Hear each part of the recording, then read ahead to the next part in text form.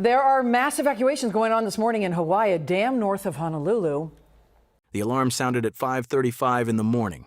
Not a gradual warning, not a weather advisory buried in a government inbox.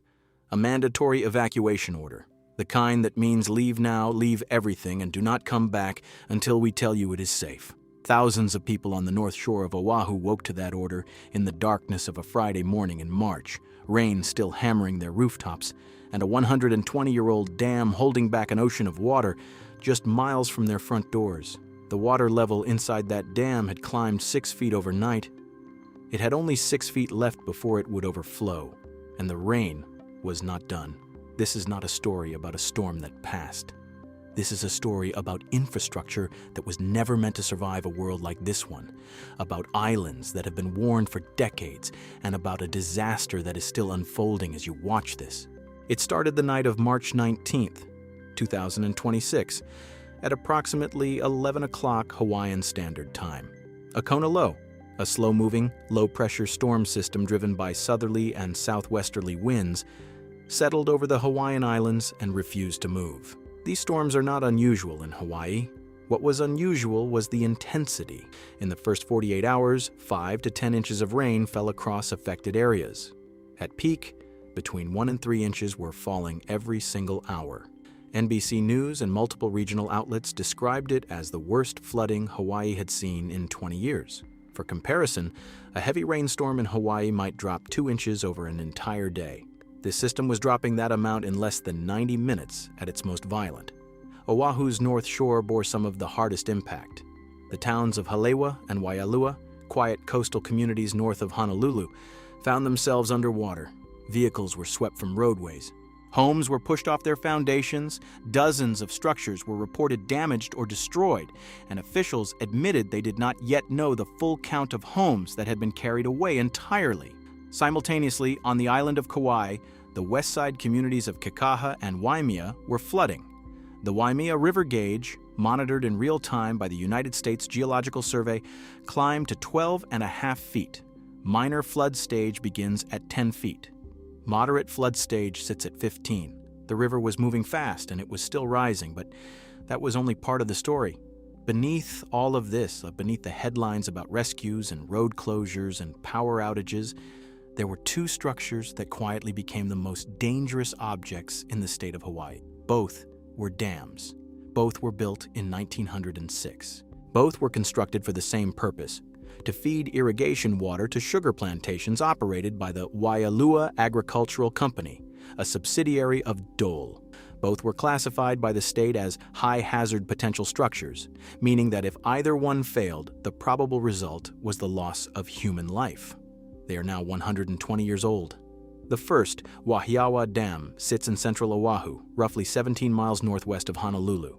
It is an earthen dam, not concrete, not steel, but compacted earth, a technology that has served for generations but demands constant maintenance and carries particular vulnerability to saturation. On the night of March 19th into the morning of March 20th, the water level inside Wahiawa Dam rose from 79 feet to 84 feet in a single overnight period. By the time officials were tracking peak readings, it had climbed to over 85 feet. The dam's maximum capacity is 90 feet. At 84 feet, there was a margin of just 6 feet between the water surface and the top of that century-old earthen structure. Officials in Honolulu formally rated Wahiawa Dam as at risk of imminent failure. That was the language they used: imminent failure. The second dam under threat was the Kekaha Ditch Dam on Kauai's west side. It had been inspected as recently as 2025 and rated in fair condition. During this storm, observers reported spillway overflow, cracks were noted in the structure. The dam was placed under high-risk designation. A potential breach, according to developing reports, could send floodwaters into as many as 1,000 downstream homes on Kauai. Both dams had been known to be vulnerable for years. Residents had raised concerns. Reports had flagged their aging condition. A 2019 infrastructure assessment from the American Society of Civil Engineers had noted that Hawaii had 132 dams, the majority of them built during the sugar plantation era, structures approaching or exceeding a century in age, most of them earthen, many of them in watersheds that receive some of the highest rainfall intensities on Earth. The warnings existed. What did not exist was urgency until the water started climbing. Yet what comes next could be even worse. Earthen dams do not fail the way bridges fail. They do not simply snap. They fail through a process called overtopping, or internal erosion, and it can happen gradually or catastrophically depending on conditions. When water rises above the crest of an earthen dam, it begins to flow over the top and erode the downstream face. That erosion accelerates. Within hours, sometimes within minutes, the dam can lose structural integrity entirely and release its reservoir in a wall of water moving faster than most people can run. The soil factor makes everything worse. By the time this storm arrived in mid-March, the ground across Oahu and Kauai was already saturated from a prior Kona low that had swept through in early March.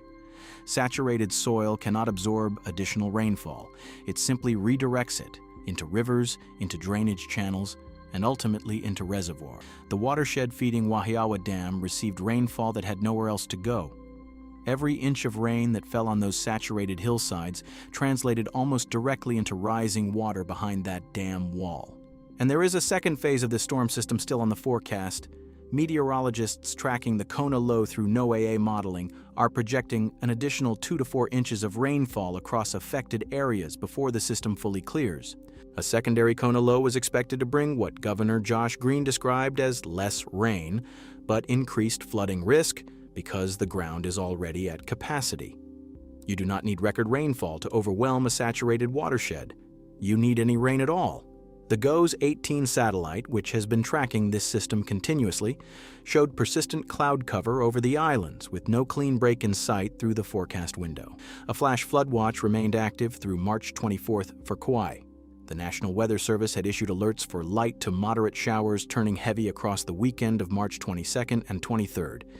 In a normal situation, light to moderate showers are unremarkable. In a situation where the soil is already full, 2 inches of rain can behave like 10. What most people watching the evacuation footage did not realize was this: the greatest danger was not the rain that had already fallen. It was the rain that had not fallen yet, arriving on top of a landscape that could no longer take another drop. And now, scientists fear history may be repeating itself. In 2006, a dam on Kauai failed. The Loko Dam, built in 1890, collapsed on March 14th after heavy rainfall overwhelmed its reservoir. It released an estimated 325 to 400 million gallons of water in a matter of minutes. The torrent swept through the Kalihiwai Valley below. 7 people died. Several of them were found miles from their homes. The disaster prompted state investigations, dam safety legislation, and a series of inspections across Hawaii's aging water infrastructure. For a while, there was urgency. New protocols were written, inspections were scheduled. But Loko Dam was not the only aging structure in Hawaii. It was simply the one that failed first. The Wahiawa Dam has its own failure history. It was rebuilt after a collapse in 1921. That earlier failure did not result in the kind of sweeping infrastructure reform that might have protected these communities in the century that followed. The dam was reconstructed, the plantation irrigation system continued, and the structure aged decade by decade without the kind of comprehensive modernization that its hazard designation warranted.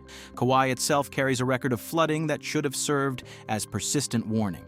In 1992, the islands were hit hard when Hurricane Iniki struck Kauai as a powerful Category 4 storm, leaving behind widespread destruction. In 2018, Kauai's North Shore received over 49 inches of rain in 24 hours, a United States record, triggering landslides and structural damage that took years to fully assess. Each event left survivors, and each event left warnings. The geography of these islands, with their steep volcanic terrain funneling rainfall into narrow river valleys, means that what falls from the sky arrives with enormous force at the bottom. The terrain of Kauai's west side is particularly unforgiving in this regard. The steep slopes of the Waimea Canyon watershed concentrate rainfall into the Waimea River with a speed and volume that can overwhelm flood gauges within hours of a storm beginning. When that river rises, it carries debris, trees, vehicles, structural fragments, at velocities that turn ordinary floodwater into something closer to a battering ram. Bridges along that river were already described as strained and damaged during this event, and the communities sitting downstream from the Kekaha Ditch Dam had no knowledge when they went to sleep on March 19th, that by morning they would be under evacuation orders. The historical mirror is not a comfortable one to look into.